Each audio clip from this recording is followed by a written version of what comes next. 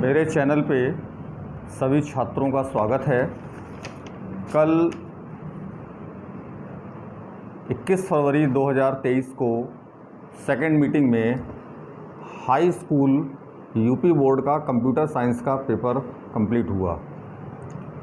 इस पेपर को देख करके ये महसूस किया जा सकता है कि सिलेबस को एक किनारे रखकर पेपर तैयार किया गया है। आज हम इसी पेपर का कुछ एनालिसिस करेंगे, जिसके आधार पर तय होगा कि आगामी पेपर कैसे बनेंगे या उन पेपरों में ऐसा क्या सिलेबस में आएगा जो बच्चे पढ़ें और उसकी तैयारी करें।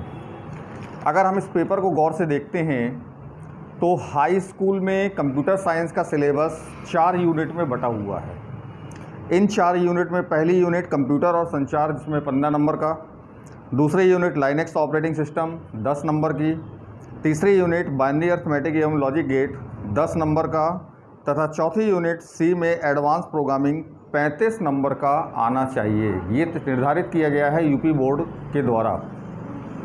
उत्तर प्रदेश माध्यमिक शिक्षा परिषद इलाहाबाद के द्वारा निर्धारित पाठ्यक्रम के अनुसार जो अंकों का यूनिट वाइज वितरण है, उसको ध्यान में ना रखते हुए कल का ये पेपर बनाया गया, जिसमें आप ये देखिए कि सी प्रोग्रामिंग जो लगभग आधे पेपर को कवर करती है, उससे केवल 70 में से 12 नंबर के प्रश्न ही पूछे गए। 12, 13, 14 नंबर के प्रश्न पूछे गए हैं, जिसमें प्रश्न संख्या 14 8 नंबर का है, जिसमें लाइब्रेरी फंक्शन एवं सब रूटीन्स तथा सब स्क्रिप्टेड वेरिएबल। प्रश्न संख्या 13 का सर्चिंग एवं सॉर्टिंग 4 नंबर का पूछा गया है। प्रश्न संख्या 7 और 6, प्रश्न संख्या 7 एरे को परिभाषित कीजिए। इस तरीके से ये 12 और एक 13 नंबर का प्रश्न सी लैंग्वेज से पूछे गए हैं, जबकि बूलियन अलजेब्रा का वेटेज 10 नंबर का होने के बावजूद केवल 5 नंबर के प्रश्न पूछे गए हैं, जिसमें क्वेश्चन नंबर 3, 4, 5, 9 और 10 ये क्वेश्चन बूलियन अलजेब्रा से संबंधित हैं। इस प्रकार देखा जाए तो 2 बड़ी यूनिट, जिसमें एक यूनिट से लगभग 35 नंबर का और दूसरी यूनिट से लगभग 10 नंबर, यानी 45 नंबर में से केवल 13 और 5 18 नंबर के प्रश्न पूछे गए हैं। शेष पूरा पेपर 2 यूनिट से मिलकर बन गया है, जिसमें से प्राथमिक संचार मॉडल, जिसमें इंटरनेट भी सम्मिलित है, तथा लाइनेक्स ऑपरेटिंग सिस्टम जो ऑपरेटिंग सिस्टम या ऑपरेटिंग सॉफ्टवेयर से संबंधित है। इन 2 यूनिट से पूरा पेपर आया। मैं आगे आने वाले सभी छात्रों से अनुरोध करूंगा और उनसे ये बात कहूंगा कि ये मत सोचिए कि कंप्यूटर की प्रोग्रामिंग आपके आगामी पेपरों में नहीं आएगी। बूलियन अलजेब्रा तथा सी लैंग्वेज का वेटेज 45 नंबर का है। अगर 45 नंबर नहीं तो लगभग ये मान के चलें आप कि 40 या 42 नंबर का दोनों का वेटेज आपको देखने को मिलेगा आगामी पेपर में। कोई ज़रूरी नहीं है कि यही पेपर या इसी प्रकार का पेपर रिपीट हो। ये वीडियो मैं इसलिए बना रहा हूँ ताकि आप लोग ये मत समझें कि नया पैटर्न शुरू हुआ है, 20 नंबर के MCQ आने शुरू हुए हैं, 50 नंबर का खंड बा में आ रहा है, तो अब जितने भी पेपर होंगे वो इसी के अनुसार होंगे।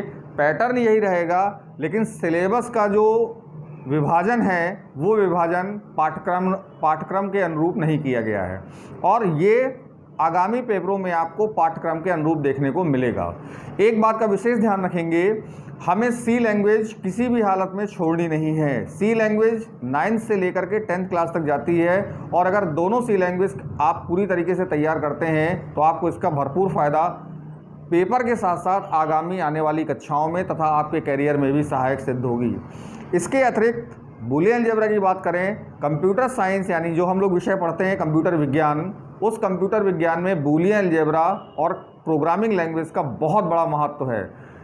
जो भी ये प्राइमरी कम्युनिकेशन मॉडल या कम्युनिकेशन का भाग है तथा लाइनेक्स ऑपरेटिंग सिस्टम का भाग है, ये हमें एक नॉलेज के हिसाब से या आईटी फील्ड में इम्पॉर्टेंट है या आईटी फील्ड के लिए सहायक है, जबकि कंप्यूटर साइंस में प्रोग्रामिंग और बूलियन अलजेब्रा की आवश्यकता होती है। तो कृपया इस बूलियन अलजेब्रा और सी लैंग्वेज को पढ़ना ना छोड़ें और इसे अनवरत जारी रखें। इसके अतिरिक्त मैं एक बात और कहना चाहूँगा, इस पेपर का अगर हम एनालिसिस करते हैं तो इसमें बहुत सारे प्रश्न इंटरनेट से कई वेबसाइटों में उठाए हुए प्रश्नों को सीधे सीधे रखा गया है, जबकि किताबों को एक किनारे रखा गया है। किताब से ये प्रश्न नहीं बनाए गए हैं और यही कारण है कि कई प्रश्न आउट ऑफ कोर्स आपको मिल रहे हैं जो शायद हम लोगों ने नहीं पढ़े होंगे।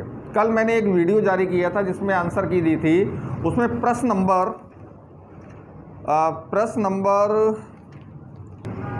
उसमें ये लिखा था कि ऑपरेटिंग सिस्टम को जानने के लिए हम किस कमांड का प्रयोग करते हैं। उसके लिए मैंने OS आंसर बताया था, वो गलत है और इसके लिए मैं माफ़ी चाहूँगा।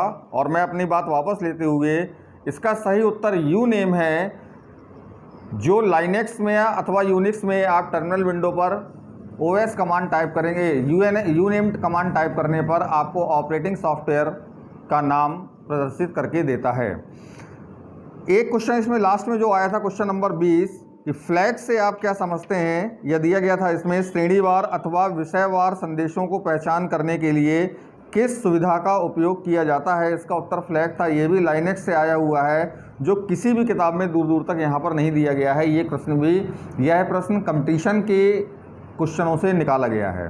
हालांकि कक्षा 10 में पढ़ने वाले छात्रों को इतना वाइड या अथवा इतना विस्तृत तरीके से नहीं पढ़ाया जाता है, लेकिन फिर भी मेरा अनुरोध उनसे यही है कि इन सब चीज़ों के साथ साथ हम अन्य दो यूनिट जो दूसरी यूनिट हैं, आप उनके लिए भी तैयारी करते रहें।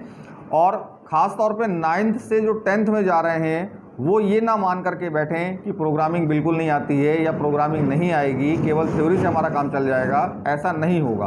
आगामी आने वाले पेपरों में आपको कंप्यूटर की प्रोग्रामिंग देखने को अवश्य मिलेगी।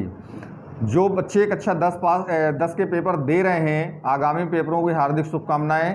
कंप्यूटर वाले पेपर में भी आपको कोई ऐसी घबराने की आवश्यकता नहीं है। अगर आपके बहुविकल्पी में से 11 से 12 विकल्पीय प्रश्न सही हैं, तो मैं ये मान के चल रहा हूँ कि आप 56 से 60 के बीच स्कोर कर रहे हैं। और 56 से 60 के बीच स्कोर एक ठीक स्कोर माना जाता है।